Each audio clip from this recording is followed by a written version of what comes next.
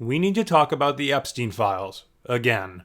I can't believe I'm back here talking about this, but whatever, it is what it is. If you're new to the channel or just didn't see my last video on the Epstein files that I did back in July of this year, feel free to go watch that if you want. I may reference it a few times throughout this video, so hopefully things won't be too confusing. Anyways, over the past couple of weeks, we've had quite a few new developments in the case of Jeffrey Epstein, from new emails released by Democrats, which we'll get into in a couple of minutes, to House votes, to continuous denials of any wrongdoing from Trump and his administration. There's been quite a lot going on, and it's pretty clear at this point that this is not going to simply fade into the background like some may have been hoping. But what I want to focus on today is not just the new emails and what they show, but how these emails could impact things politically, more specifically the 2026 midterms, which are now less than a year away, and Trump's future as president in general. The Republican Party holds a razor-thin majority in both the House and the Senate, and the timing of all of this is really pretty bad for them. Before we get into all of that though, please be sure to hit that like button if you enjoyed today's video, and be sure to subscribe so you don't miss out on any future content. Also, feel free to check out my Substack in the description down below. I do weekly dives on news you may have missed over there that you may be interested in. Now it's time to get into just exactly what these new emails from Epstein tell us, what the newly released Epstein emails show. Alright, so let's talk about these emails because they're the entire reason this story is slammed back into the national conversation. And unlike a lot of the noise that surrounds Epstein and the Epstein files and that case in general, these aren't rumors or screenshots or whatever else you want to call it. These are real documents that were pulled directly from Epstein's estate and released publicly by Democrats on the House Oversight Committee earlier this month. And yeah, they're pretty wild. But hang on, before we go any deeper into these emails, I want to take a moment to talk about something that's incredibly relevant to this entire situation, which is the way news stories like this get framed completely differently depending on where you read them. Because when doing the research for this video, I found a wide variety of coverage depending on the political bias of each news source. And that's exactly why I use Ground News, who is sponsoring today's video. If you've never used it, Ground News is an app and website that aggregates over 50,000 news sources and shows bias, factuality, and ownership for each source. They are not rating the sources themselves, and instead they are taking the average of 3 independent news monitoring organizations. Let me show you how it works with this story about how Trump reversed course and called on the House Republicans to release the Epstein files. This is something we'll talk about later on in this video, but it's relevant here too. With Ground News, I can see that this story was covered by more than 520 different news sources. 35% of coverage comes from the left and 30% comes from the right, so it's fairly balanced coverage overall. Alternet, a left-leaning source with a high factuality rating, is saying that Trump is afraid and that the reversal is raising eyebrows. Meanwhile, the National Review, a right-leaning source rated with high factuality, is framing it as Trump urging House Republicans to vote for releasing the Epstein files to end the Democrat hoax. So with Ground News, we can clearly see that both sides show a particular agenda in this case, with one side arguing that the urging to release the files comes from a point of fear, while the other is calling it all a Democrat hoax and paints Trump as not being afraid. I also enjoy using their blind spot feature, which shows news stories that are being disproportionately covered by one side or the other. So if you're only reading publications from sources that are leaning one way, it will be interesting to see what kind of stories the other side covers. Like this story about a poll that says the majority of voters believe Trump was aware of Epstein's abuse. There's no coverage from right-leaning sources about this. And that's the whole point here. In a news cycle this messy, it's way too easy to get caught in an echo chamber without realizing it. Ground News helps break that cycle. They are also fully subscriber-backed and have no ads or greedy venture capitalists backing them, so they can just stay impartial. If you care about understanding the news rather than being pushed into one version of it, I highly recommend checking it out. You can support the channel and get 40% off the Vantage plan by scanning the QR code on screen right now, or by visiting ground.news/Stickman. That's ground.news/Stickman for 40% off. The link is also in the description down below and in the pinned comment. Huge thanks to Ground News for supporting the channel and for making it so much easier to understand what's real, what's biased, and what's just noise. Anyways, back to the Epstein emails. The first email that grabbed everyone's attention was sent in April of 2011 to Ghislaine Maxwell. In it, Epstein wrote that Donald Trump quote-unquote spent hours at my house with a victim, adding the line, quote, "The dog that hasn't barked is Trump." That's a direct quote from the document, and you can go read it yourself, as the Oversight Committee posted the full trove of emails on their website. It's linked down below in my sources. There's another email though from 2019 that was sent to author Michael Wolff. This one claimed that Trump, quote, "knew about the girls." Again, that's not my wording, that's the wording in the email itself. The Washington Post reported this the same day the documents were released and confirmed the language verbatim. And then there's the 2015 exchange between Epstein and Wolff, where they literally talked about how Trump should handle questions about Epstein in an upcoming interview. Wolff tells Epstein that if Trump denies being on his plane or at his house, that denial would give Epstein, quote, "valuable PR and political currency." transparency. Politico also confirmed that email and published that excerpt in their coverage. Now, before anyone jumps to conclusions, I don't necessarily think that these emails could be used against Trump as direct evidence in an actual court of law. The court of public opinion is an entirely different story though, and honestly that's what matters most here. What these emails do show, at minimum, is that some of the private communication surrounding Epstein doesn't match the public narrative we've heard from Trump over the years, especially Trump saying I wasn't a fan of his or I didn't talk to him for 15 years. That clearly isn't true, and that's where the political complications begin, because just a few months ago, back in July, the FBI under Trump's own administration released an official memo saying Epstein died by suicide, that there was no client list, and that there was no evidence that Epstein was blackmailing anyone. So on one hand, you have Trump's public statements and an FBI memo declaring there's nothing there. On the other hand, you now have more private emails that paint a more complicated picture of who knew what and when. And when those conflicts involve the current president of the United States and the central figure of their 2026 strategy, people are gonna be talking about it, especially because the timing of these emails wasn't random. They were released right before the government officially opened back up from its longest shutdown ever, which immediately turned the story into a political lightning rod. And so here we are, with additional new documents that don't line up perfectly with older statements and political timing that really works against Republicans. But why is this situation so bad for the Republican Party, and how might it impact their chances in the 2026 midterms and beyond? Before I dive into that, we first really need to refresh ourselves on this Epstein timeline. Let's get into it. How we got to where we are. Before we get into why this situation is turning into such a political nightmare for Republicans heading into the 2026 midterms, we need to rewind a bit and walk through how we got here. It won't be the full deep dive from my previous video, just the parts that actually matter for what's unfolding right now. For years, Trump's public stance on Epstein has followed the same basic script, that they knew each other, they weren't close anymore, they had a falling out, and Trump hadn't talked to him in many years. Those lines became the foundation of how Trump world handled any Epstein-related questions. It wasn't a major political issue until Trump returned to the White House last year. Once he did, the messaging around Epstein changed dramatically. Suddenly there was this renewed promise of full transparency. Multiple people in Trump's orbit, both official and unofficial, began publicly saying that the administration intended to release the Epstein files or at least allow more information to come out. And that matters because it directly shaped expectations. A lot of Trump supporters believed that this time finally the truth would be made public. Two of the loudest voices during that period were Pam Bondi, Trump's attorney general, and Kash Patel, Trump's FBI director. Bondi went on air saying that the Epstein files were literally, quote, on her desk and that releasing them was a directive from Trump. She also insisted that, quote, everything was going to come out. Patel, meanwhile, was out telling people that the FBI had direct control over what information could be released and that the agency wanted to get the files out to the public. These were public comments from high-ranking officials inside the administration, and they reinforced the idea that major transparency was on the horizon. Around that same time, the White House staged what was basically a PR rollout. Influencers, commentators, and right-wing media personalities were invited to an event where they were shown these big dramatic binders labeled as Phase 1 of the Epstein files. These binders mostly contained information that was already public, but the presentation implied that more was coming and that the real revelations would follow. For a lot of people in the room, this was portrayed as the first step towards exposing years of hidden information. And then, as we now know, nothing happened. Weeks went by and none of the promised disclosures materialized. Instead, in July, like I already mentioned, the FBI released a memo stating that Epstein died by suicide and that there was no client list. Whether you believe that memo or not isn't the point. The point is that this memo became the official position of the Trump administration, and that memo did not line up at all with the expectations they themselves had been building. The backlash to that memo was immediate, though. You had Trump supporters openly frustrated, influencers demanding answers, and even some of the same commentators who were invited to the Phase 1 event expressing confusion about what happened to all the files they thought were coming. Trump tried to put out this fire on social media, but the frustration didn't vanish entirely. It was still there, it just wasn't loud enough to dominate the news cycle. And then things went quiet again. For a few months, it looked like the whole Epstein transparency drama had faded out. Congress had moved on to other fights, the government shut down, the administration shifted its focus to things like ICE raids in major US cities, the media found new stories to cover, and the Epstein story slipped into the background. But that's exactly what makes these newly released emails such a huge deal. They didn't drop into a neutral environment at all. They landed on top of months of unmet expectations and promises that never materialized, as well as a base of supporters that was already very annoyed with how the July memo played out. We've also now got people like Caroline Leavitt, Trump's current press secretary, reiterating the idea that the Epstein files are somehow a hoax being perpetrated by Democrats, even though the Trump administration pushed these files on us from right when they got back in the White House. And now, because the private emails continue to contradict pieces of the earlier narrative, Republicans are right back in the middle of a transparency fight they thought was behind them, and they now have to focus on it with the 2026 midterms right around the corner. What's happening right now? Once these emails came out, the reaction changed the political landscape almost immediately. One of the biggest moments involved something that normally barely makes the news, a swearing in. Adelita Grijalva finally took her seat in the House after a delayed certification process, and her very first act in Congress was signing a discharge petition that had been stuck one signature short for weeks. With her their signature, that petition crossed the 218-member threshold, which meant House leadership could no longer block a vote on releasing the remaining Epstein-related materials. That one move forced Republicans into another tight spot. Even before members had a chance to react publicly, reporting came out that senior White House officials were meeting privately with lawmakers who had signed the petition. Lauren Boebert and Nancy Mace were two of the names publicly tied to those conversations, according to Axios and ABC News. The purpose of these meetings was straightforward: convince them to reconsider their signatures and slow things down. Whether that effort was about timing, accuracy, or political stability is something reporters have not been able to confirm, but the fact that those meetings happened at all added another layer to the story. And the general media environment added even more pressure. Once the petition became viable, reporters began asking nearly every member of the House where they stood on the release. Hallway interviews shifted away from budget negotiations and border bills and toward questions about Epstein, transparency, and the role of the White House. Those questions didn't stop at the Capitol. They've also landed on members of the administration who continue to repeat the position set out in the FBI memo in July. They also keep calling it a Democrat hoax. That memo has already become part of the broader public conversation, so any new material that complicates it naturally becomes a point of focus. After that, as I already mentioned, Trump decided to reverse course on his stance on the Epstein files, calling for them to be released and saying that Republicans had nothing to hide. And then, of course, came the vote itself. On Tuesday, November 19th, the House voted 427-1 to release the Epstein files to the public. Later that same day, the Senate voted to unanimously send the bill to President Trump's desk without revisions. Trump signed the bill on November 19th, and while it came with significant exceptions, like supposedly stopping the release of documents that are involved in active investigations, Pam Bondi and the Justice Department have come forward to say that the files will likely be released to the public within the next 30 days. We'll have to see if that actually happens or not. This is just about where things stand now, and even if more has happened since this video was released, the political dynamic does not go away. The core problem for Republicans remains the same. Every time new documents or new details appear, the party is forced to confront months of mixed expectations, earlier promises of transparency, and the official conclusions from that summer. That cycle keeps repeating itself, and it keeps pulling them off message, which is the last thing a slim majority wants in the year before a national election. Why this is a serious political problem for Republicans. I gotta be honest, I think I've already kind of made a point about this throughout this video, but let's dive even deeper because it legitimately seems like the Republican Party is beginning to fracture because of this. We'll begin by talking about Marjorie Taylor Greene, who has recently distanced herself from Trump quite a bit, to say the least. In the past, Greene was one of Trump's strongest defenders. Recently, though, Trump has turned on her in a very public way. He called her a quote-unquote raging lunatic after she broke from him on multiple issues, and he even dropped her endorsement of her, saying that he would endorse whoever runs against her. That is a sharp break from the kind of support she was giving him not long ago, and it puts one of the most outspoken Republicans on a completely different track from the president. And Greene is not the only one in this position. Congressman Thomas Massie has also been a target. Trump even recently posted on Truth Social questioning how quickly Massie remarried after losing his wife, writing, quote, "Did Thomas Massie get married already? Boy, that was quick," and then added, quote, "His wife will soon find out that she's stuck with a loser." That sort of personal attack inside the same party creates tension that is very hard to undo, especially in a Congress where every vote matters. These cracks in the party were already forming earlier in the year, but the Epstein situation has added a whole nother layer to it. The newly released emails and the likely incoming files have forced Republicans to react to questions they were hoping to avoid. Some lawmakers want full transparency. Others feel the administration's earlier statements should be the guiding line. Others simply want to focus on midterms and nothing else. Since this topic always brings it up, though, let's talk about the question a lot of people ask here. What about Democrats and what about their connections to Epstein? That is a fair point to mention in any conversation about this case. Bill Clinton, for example, flew on Epstein's plane multiple times in the early 2000s, and those logs have been public for years. Other figures in entertainment, business, and politics had varying degrees of social proximity to Epstein too. Those connections have been scrutinized in past reporting and will likely continue to be discussed anytime this topic comes up. The reality is this goes way deeper than just some Republicans or Donald Trump. There's a lot of people who are impacted by this. The key difference in this moment, though, is that the political pressure is landing on Republicans because the new emails specifically mentioned Donald Trump and because the administration set expectations around releasing the files earlier this year. That context is what's shaping how the entire story is being interpreted, and it affects how members of the party respond. So Republicans are now dealing with several challenges at once. They have internal disagreements that are becoming very public. They have members who are being targeted by Trump himself. They have new documents that contradict earlier statements, as we've already discussed a lot in this video. And they are heading into a very tight election cycle where they need unity more than anything. And whenever all of those conditions exist at the same time, people start asking a larger question. Could this situation escalate into something more serious for the Trump administration? Could it reach impeachment territory? And if it did, what would that process even look like? It's time to find out. Could Trump really be impeached because of this? Now that we've walked through how the Republican Party is splintering over this, we need to talk about the question that sits under all of it. Could this situation reach a point where Democrats retake the House in 2026, in part because of the political damage this Epstein controversy is causing, and then decide to pursue impeachment once they have the majority? And if that happened, what would this process actually look like? like, especially with Trump at the center of it. To understand this, we have to look at two things first. The first is the political backdrop. The fight over transparency happened inside Trump's administration. The FBI memo came from agencies he appointed leadership to. The promises about the files came from officials he installed. The influencer rollout happened under his direction, and the public statements about what would or would not be released came from Trump himself. So when questions emerge about contradictions between earlier statements and later documents, they don't fall on the party in the abstract. They fall directly on him, because this entire situation is tied to actions taken by his administration since he returned to office. If voters feel like information was withheld, handled inconsistently, or promoted in a way that did not match reality, it is Trump's leadership that gets brought up first, even though they want to keep calling these files a Democrat hoax. If that frustration helps Democrats flip enough seats to take back the House, the responsibility for creating the environment that allowed that to happen would trace straight back to the White House. And that brings us to the second part of the equation. Impeachment power belongs entirely to the House. If Democrats regain the majority, especially if this controversy weakens Republicans or makes voters question how Trump handled transparency, they would have full authority to revisit every part of the administration's response. They would control the committees that oversee federal agencies. They would control subpoenas, hearings, and document requests. And because the administration's messaging about the files came directly from Trump and his top officials, any inquiry into it would inevitably focus on their statements and their decisions. If they chose to open an impeachment inquiry, they could do that with a simple majority. They do not need the Senate for that first step. They could question whether Trump or his administration misled the public about what information existed, whether there were inconsistencies between public claims and internal records, or whether any actions taken by the White House interfered with the release of information. These are all areas that fall under congressional oversight and that Congress has examined in other administrations as well. If the inquiry produced material that members believe met the constitutional standard of high crimes and misdemeanors, the House could draft articles of impeachment. These articles would lay out specific actions or decisions attributed to the president or his administration, and because control of the House determines the outcome here, Democrats would have the vote to pass those articles if they were unified, which in all likelihood they would be. After that, the process would move to the Senate. Removal would still require a 2/3 vote, which is extremely rare, so impeachment itself is a more realistic part of the equation. But an impeachment inquiry focused on contradictions, statements, and decisions inside Trump's administration would still be a major political event, even if removal is unlikely. The key point here is that control of the House determines whether the process can begin at all. If Democrats retake the chamber because this controversy hurt Republicans in competitive districts, they would gain the institutional power to reopen the entire topic and examine Trump's role directly. So yes, in a scenario where Democrats win back the House after a year of Republican infighting and growing public frustration over how the administration handled the Epstein files, impeachment becomes possible in a procedural sense because the House majority decides what would get investigated. Everything that happens after that belongs to the Senate, but the ability to begin that process belongs entirely to the House, and that pathway opens the moment Democrats hold the gavel. And if I had to guess, Democrats will take full advantage if they're given the opportunity to do so. That's all I've got for you today. If you enjoyed or learned something new, please feel free to like and subscribe. More videos coming soon. If you're interested in learning more about anything I discussed today, feel free to check out my sources in the description down below. I'd highly recommend doing so if you have the time, as they may shine some more light on any of the topics that I talked about. Thank you so much for watching and for all your continued support. I really appreciate it. Hope I see you next time. Take care.